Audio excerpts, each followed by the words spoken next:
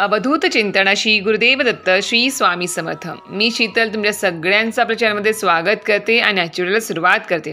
मंडळींनो, लक्ष्मी प्राप्तीसाठी आपण भरपूर जण म्हणजे सगळेजण माझ्यापासून तुमच्यापर्यंत सगळेजण भरपूर उपाय तोडगे आपण करत असतो। त्याचबरोबर आपण जे काही उपाय मिळतील ते तत्परतेने करून आपण माता लक्ष्मी आपल्यावरती प्रसन्न व्हावी, तिचा निवास आपल्या घरामध्ये असावा, अखंड लक्ष्मी प्राप्तीसाठी आपण जे काही उपाय तोडगे मिळतील ते सदैव करत असतो। पण त्याचबरोबर आपल्याला स्वामी समर्थ मार्गाप्रमाणे लक्ष्मी प्राप्तीसाठी आपल्याला 12 तोडगे आजच्या व्हिडिओमध्ये पाहायचे आहेत। ते 12 तोडगे काय आहेत, कसे करायचे आहेत, त्यापैकी तुम्हाला जे शक्य होतील ते तुम्ही करू शकता। असं नाही की तुम्हाला सगळेच करायचे आहेत, पण ज्यांना शक्य असेल ते 12 तोडगे सगळेच करू शकतात। जास्त काही अवघड असे नाही आहेत, पण ज्यांना शक्य होईल त्यांनी त्यातले मोजके जरी केले तरी सुद्धा स्वामी महाराजांच्या कृपेने तुम्हाला अखंड लक्ष्मी प्राप्ती ही नक्की होईल। तर ते 12 तोडगे कोणते आहेत, कसे करायचे आहेत ते आता आपण आजच्या व्हिडिओमध्ये पाहूयात। त्यासाठी नक्कीच व्हिडिओ पूर्ण बघा, शेवटपर्यंत बघा, स्किप न करता बघा, जेणेकरून संपूर्ण माहिती तुम्हाला व्यवस्थित कळेल। चला तर व्हिडिओला सुरुवात करूया। तर मंडळींनो, स्वामी मार्गाप्रमाणे आपल्याला लक्ष्मी प्राप्तीसाठी 12 तोडगे कोणते आहेत ते आपण आता पाहूयात। पहिला तोडगा जो आहे तो म्हणजेच आपण नखे बघा, आपण ज्यावेळेस आपल्या हाताची पायाची नखे वाढतात त्यावेळेस आपण काय करतो, सरळ नेलकटर घेतो आणि सरळ कापायला आपण चालू करतो। दिवस पाहत नाही, वार पाहत नाही, तिथी पाहत नाही, काही पाहत नाही। पण पहिलेचे लोक म्हणायचे की शनिवारी असेल किंवा इतर कधीही कुठल्या अमावास्येला पौर्णिमेला नखे कापू नये किंवा संध्याकाळच्या वेळेस नखे कापू नये अशी पहिली मान्यता होती। पण आता तुम्हाला जर नखे कापायचीच असेल आणि तुम्हाला वाटत असेल की शुभ दिवस असावा की जेणेकरून नख कापल्याने आपल्याला कुठल्याही वाईट म्हणजे त्या गोष्टींचा काही त्रास होणार नाही किंवा उलट आपल्याला लक्ष्मी प्राप्तीसाठीच तो दिवस शुभ असेल नखे कापण्यासाठी, तर तो दिवस म्हणजेच काय, तर नखे जर आपल्याला कापायची असेल तर ती दर मंगळवारीच कापा। आपल्या मार्गाप्रमाणे सांगितलं जातं की हातापायाची नखे काढायची असेल कोणाचीही काढायची असेल तर त्यांनी प्रत्येक मंगळवारीच ती काढावी।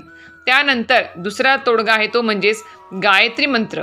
गायत्री मंत्र हा रात्री स्नान करून 12:30 ते 1च्या दरम्यान 3 महिने रोज 108 वेळा म्हणजेच 1 माळा तुम्ही जप करायचा आहे। हा पण एक प्रभावित तोडगा आहे। आता तुम्ही म्हणताल की ताई हा खूप अवघड आहे, रात्री 12:30 म्हणजे आंघोळ करून 12:30 ते 1 पर्यंत 1 माळ जप म्हणजे 108 वेळा आपला गायत्री मंत्र म्हणायचा आहे। ही खूप अवघड सेवा आहे, आम्हाला जॉब असतो सकाळी उठून किंवा लहान मुलं आहेत असं तसं।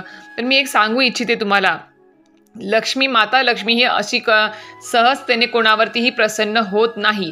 जिथे मन निर्मळ आहे, जिथे अध्यात्म आहे, जिथे शांतता आहे, जिथे स्वच्छता आहे आणि जिथे खरंच तिची मनापासून श्रद्धेने तिची सेवा अर्चा केली जाते माता लक्ष्मीची किंवा तिला प्राप्त करून घेण्यासाठी ज्या काही सेवा केल्या जातात मनापासून आणि कुठलाही वेळ काळ न बघता खरंच मनोभावे श्रद्धेने, तर नक्कीच माता लक्ष्मी तिथे प्रसन्न होते आणि भरभरून तिथे नांदत असते। त्यामुळेच तुम्हाला सांगते की हे जे तोडगे आहेत ते थोडेफार कठीण आणि अवघड सुद्धा असू शकतात, पण ते तुमच्या करण्यावर आणि तुमच्या मान्यतेवरती नक्कीच आहेत।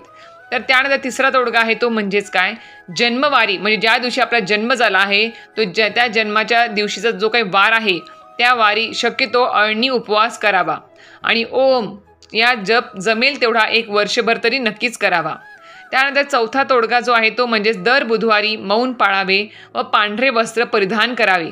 हे तुम्ही तोडगा वर्षभर कटाक्षाने जर पाळला तर नक्कीच तुम्हाला अनुभव येऊ शकतो।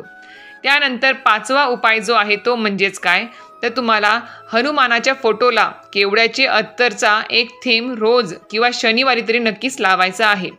तसेच कामासाठी बाहेर जाताना स्वतःच्या हातासही थेंबभर अत्तर लावायचे आहे। नक्की हा तोडगा करून बघा। त्यानंतर 6वा तोडगा आहे तो म्हणजेच काय, की ज्या वेळेस आपल्या घरामध्ये महिन्याच्या सुरुवातीला किंवा 1 तारखेला ज्यावेळेस आपल्या घरामध्ये पगार येतो, मिळालेली रक्कम जी असते पगाराची ती घरामध्ये येते, त्यावेळेस खूप लोक असतात जे काही EMI आहे, जे काही आपले म्हणजे जे काही कोणाला हप्ता वगैरे द्यायचा असतो घराचा, गाडीचा किंवा शाळेचा मुलांच्या फी वगैरे असतील किंवा किराणा असेल घरातला, तर लगेच ते खर्च करायला सुरुवात करतात। म्हणजे हातात पगार आला की लगेच देणं सुरू करून टाकतात, सगळ्यांचे EMI देणे। तर तसं न करता घरामध्ये पगार आणला की तो रात्रभर आपल्या घरामध्ये देवघरात आपल्या श्रीयंत्रावरती किंवा घरामध्ये स्वामी चरणी तो पगार ठेवायचा आहे आणि तो त्याच्यावरती पंचोपचार पूजा करून सेवा करून आपल्याला त्यानंतरच 1 रात्रीनंतरच आपल्याला तो म्हणजे दुसऱ्या दिवशीपासून आपण तो खर्च करायचा आहे। तर अशा प्रकारे हा पण एक तोडगा आहे। त्यानंतर 7वा तोडगा आहे जो आहे तो करायचा आहे आपल्याला 10 रुपयाच्या कोऱ्या नोटेला घड्या घालून तिला पिरॅमिडचा आकार द्यावा। बघा, यावरती मी आत्ताच कार्तिक पौर्णिमा जी होती त्या दिवशी आपल्याला ही सेवा करायची होती. मी जे काही तोडगे तुम्हाला सांगितले आहे ते आपल्या स्वामी मार्गाप्रमाणे सांगत आहे आणि ते तुम्ही वर्षभरामध्ये सणावाराला हे सगळे तोडगे केले जातात आणि तुम्ही करून बघा, नक्कीच अनुभव येतो.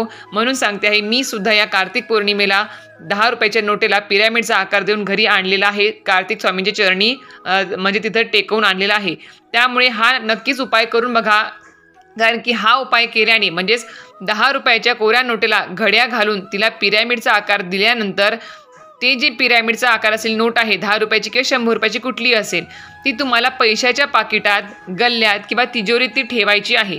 शक्यतो 1 वर्षभर ही नोट तुम्हाला खर्च करायची नाही. हा उपाय तुम्ही जरूर करून पाहण्यासारखा आहे. पैशाचा ओघ तुमच्याकडे वाहत राहील. मी स्वतः सांगते, हा तोडगा मी प्रत्येक वर्षी करते म्हणजे करतेच. त्याच्यामुळे तुम्ही सुद्धा हा करून बघा. आता ज्यांना कोणाला या कार्तिक पौर्णिमेला केला असेल त्यांनी वर्षभर ती नोट खर्च करायची नाही आहे. पुढल्या वर्षीच तो तोडगा म्हणजे ती जी आहे म्हणजे कार्तिक पौर्णिमेपर्यंत ती नोट आपल्याला जपून ठेवायची आहे. त्यानंतरचा 8वा तोडगा आहे तो म्हणजेच एक मोठे मोरपीस तुम्हाला विकत आणून ते घराच्या दक्षिण भिंतीवर चिकटवून ठेवायचे आहे.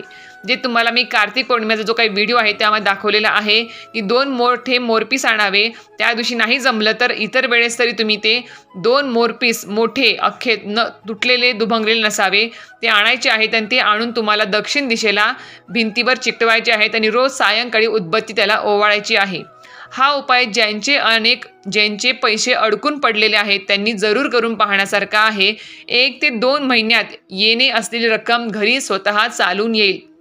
जिथे कुठे तुमचे पैसे अडकले असतील, कुठल्या गोष्टींमध्ये अडकले असतील किंवा कोणी घेतले आहेत पैसे ते परत देत नाही आहेत, तर नक्कीच हे उपाय करून बघा. नक्कीच तुमचे पैसे स्वतःहून तुम्हाला ती व्यक्ती आणून देईल. त्यानंतर 9वा तोडगा जो आहे तो म्हणजेच घरातून कामानिमित्त बाहेर पडताना शर्टच्या वरच्या खिशात थोडे तरी पैसे ठेवावेत. चिल्लर ठेवा, एखादी 10 रुपयाची नोट ठेवा किंवा किती 5 रुपयाचे कॉईन ठेवा, काही ठेवा, पण मोकळ्या खिशाने कधीही घराबाहेर पडू नका. कारण पैसाच पैशाकडे जातो हे शाश्वत सत्य आहे. त्यानंतर 10वा जो तोडगा आहे तो म्हणजेच काय, गुरुवारी जर धनलाभ झाला, समजा अचानकपणे तुम्हाला गुरुवारी तुम्हाला पैसे मिळाले किंवा काहीतरी रक्कम मिळाली, अचानकपणे धनलाभ झाला, तर नक्कीच त्यापैकी ती अचानकपणे मिळालेली जी रक्कम आहे, धनलाभ जो झालेला आहे, ते लगेच खर्च न करता त्यापैकी 15 रुपये, 30 रुपये, 45 रुपये किंवा 60 रुपये अशा रकमेमध्ये एका पांढऱ्या लिफाफ्यात ती घालायची आहे आणि ती घालून देवघरात तुम्हाला स्वामींच्या चरणी तुम्ही किंवा स्वामींच्या जवळ ती ठेवायची आहे. अधिक द्रव्य याने काय होईल तर अधिक द्रव्य खेचून आणण्याचे विलक्षण सामर्थ्य याच्यामध्ये असते. द्रव्य म्हणजेच काय, जी काही तुमची म्हणजे आर्थिक भरभराट असेल किंवा तुमचं अजून काही प्रगती व्हावी अशी वाटत असेल तर नक्कीच या उपायाने ते सर्व इच्छा पूर्ण होतात. त्यानंतरचा 11वा तोडगा जो आहे तो म्हणजेच गुरुपुष्यामृत योगावर सराफाकडून चांदीचे निरंजन दिवे लागण्यापूर्वी आणावे.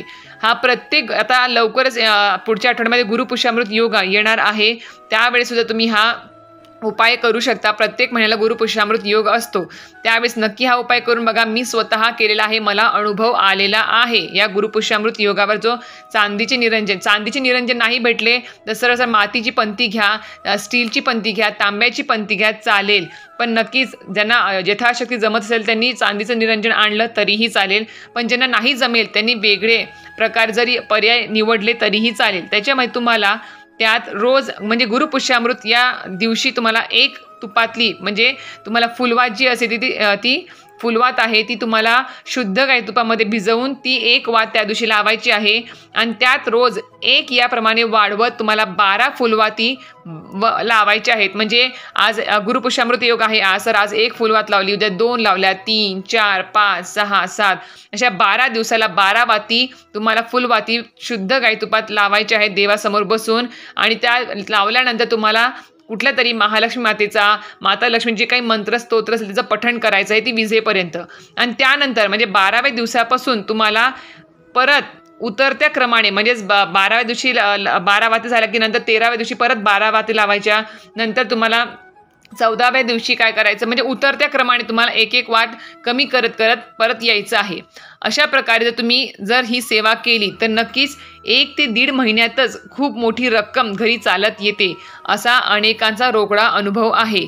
या काळात घरात विटाळ असेल तर ते 4 दिवस टाळून वरील उपाय नक्कीच तुम्ही चालू ठेवायचा आहे. मी स्वतः केलेला आहे मागच्या वर्षी आणि मला नक्कीच त्याच्यातून माझे जे काही पैसे येणे होते ते नक्कीच माझे पैसे मला मिळालेले आहेत.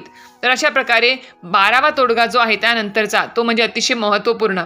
हे सगळे उपाय तर करायचे आहेतच, पण त्याचबरोबर आपल्या स्वामींची रोज नित्यसेवा घरात झाली पाहिजे, पंचमहायज्ञ रोज घरात झालं पाहिजे आणि हो, कुलदेवतांचे व ग्रामदेवतांचे वर्षातून एकदा दर्शन व अभिषेक आणि पूजा कुठलीही टाळाटाळ न करता जरूरच करायचा आहेच तुम्हाला. पाहावा नाही तर नक्कीच करायचंच आहे तुम्हाला, कारण की जी कुलदेवी आणि कुलदैवत आहे ते आपले कुळाचा उद्धार करणारे आपले कुळाचे आई वडील आहेत. त्यामुळे नक्कीच आपल्याला त्यांचा वर्षभरातून एकदा तरी मान सन्मान त्यांच्या मूळ स्थानावर जाऊन करायचा आहे. सोबत पितरांनी सेवा पण चालू ठेवायची आहे, स्वामींची नित्यसेवा सुरू ठेवायची आहे. हे सगळे उपाय करून बघा. त्याच्या जोडीला स्वामींची नित्यसेवा, पंचमहायज्ञ आणि कुलदेवी कुलदेवतांचा मान सन्मान वर्षातून एकदा, या सगळ्या गोष्टी आणि सणावाराला जे काही उपाय तोडगे सणवार असतात ते करत चला. बघा, आर्थिक भरभराट ही नक्कीच होणार आणि पुढे प्रत्येक वर्षी जर तुम्ही हे उपाय तोडगे जर मनोभावे श्रद्धेने केले तर खरंच सांगते ते वर्ष तुमचं आर्थिक भरभराटीचं असणार आहे. कुठल्याही प्रकारचं कर्ज घेण्याची, कुठल्याही प्रकारचं तुम्हाला पैसे उसने घेण्याची गरज म्हणजे वेळच येणार नाही तुमच्यावरती. एवढी तुमची आर्थिक परिस्थिती ही चांगली राहील. कुठल्याही घरामध्ये आजार पण राहणार नाही. उत्तम आरोग्य, धन समृद्धी, सुख समृद्धी घरामध्ये नांदेल स्वामींच्या कृपेने. तर अशा प्रकारे तुम्हाला आजच्या व्हिडिओमधली माहिती आवडली असेल तर नक्कीच व्हिडिओ लाईक, शेअर आणि सबस्क्राईब करायला विसरू नका. श्री स्वामी समर्थ.